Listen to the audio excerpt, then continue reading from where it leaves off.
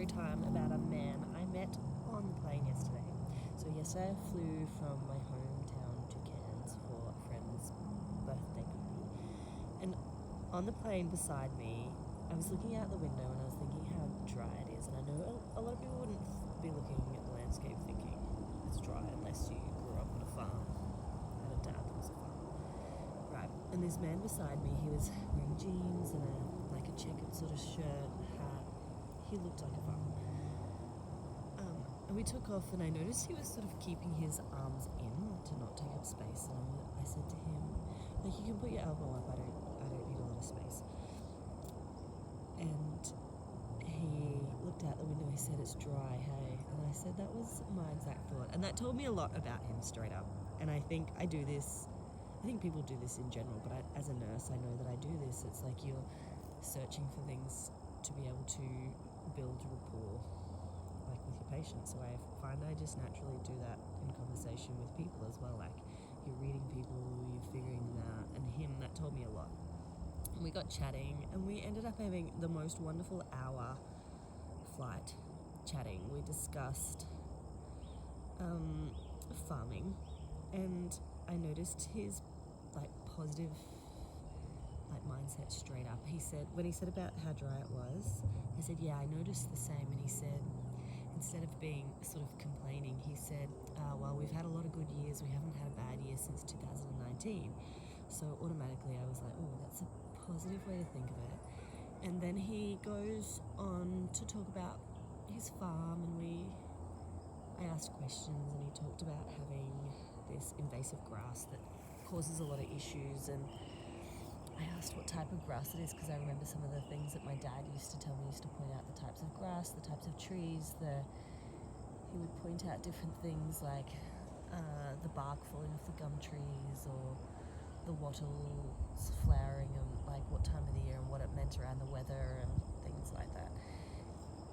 And I told this man that, and he said the same. He said my dad used to do the same, and he used to make sure I knew the different grasses and I knew the different trees, and he would stop and he'd say, "What tree is that?" And he'd have to tell his dad what type of tree it was.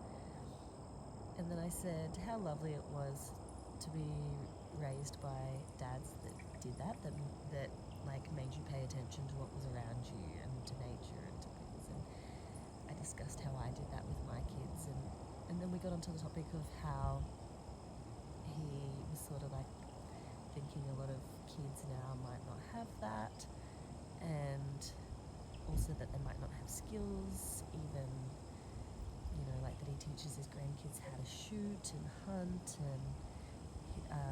and I talked about similar things with my kids, and making sure my kids can cook, and making sure they, we talked about all the different things around personality of kids and around community and being able to communicate.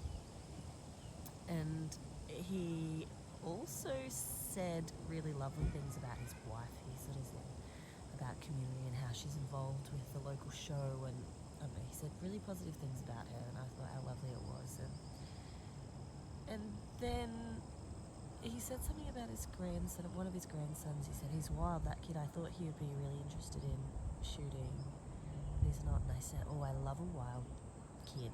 I love," he sort of asked if I've got good kids, and I said that I did, and I said, "But also my kids would have to be pretty rotten for me to not adore them. I love even wild kids. I maybe even favour kids that have a lot of life and spark in them." And I noticed that as patients as well. If a pediatric patient has a bit of sass or has a bit of something going on, I love that personality. Anyway, we got talking about that, and then somehow I said, "But I'm also a little bit wild." And he said about having a bit of mongrel in you, and I said, "I've literally been told that. I literally have been told that I still have a bit of dog in me," which is terrible, but also such a compliment. I don't know if that's a compliment for everyone, but I feel like it's a compliment for an Aussie chick to be a little bit wild. Anyway, we were talking, and I was telling him this story, and I said something about I said my name, like and someone said, oh yeah, that's Tennille. And we'd had this whole flight, we were now descending, we'd had this whole flight without actually sharing each other's names. And then I said, yeah, I said something about, yeah, Tennille. And I said, actually, I haven't introduced myself, I'm Tennille. And he said, yeah, you said Tennille. He said, I had a daughter that her name was Tennille and she died when she was 11. And I was like, and then he told me the story of his daughter, and again he did this thing where he found a positive. Like he said, you know, she passed away at 11. She got sick and passed away at 11, but she was so, like, she really brought our family together. And you know, because of her, our family's close. And I was like, how could someone take something that negative and still find a positive? So that was lovely to see in him, and like the coincidence of us sitting and having a wonderful conversation, and then I ended up being Tennille and he had a daughter named Tennille. So I thought that was wild. And then the last sort of positive, the next sort of positive thing I saw in him was he told me he was going, I said, oh, what are you doing? Why are you flying today? And he told me he was having some investigations for cancer. And I was like, oh, that's, you know, like, obviously I was empathetic. And he said, it's all right. I got through cancer at 25, so, you know. And I was like, how can this man find so much positivity in life? Like, he lost a daughter and could still be a positive person, and he's going through cancer for a second time and can still be a positive person. So, I don't know. I just thought it was lovely. Hi, Jazzy. I've got some lawn. I'm about to start mowing. All right, I'll let you mow. Oh, you need some more time. No, I don't.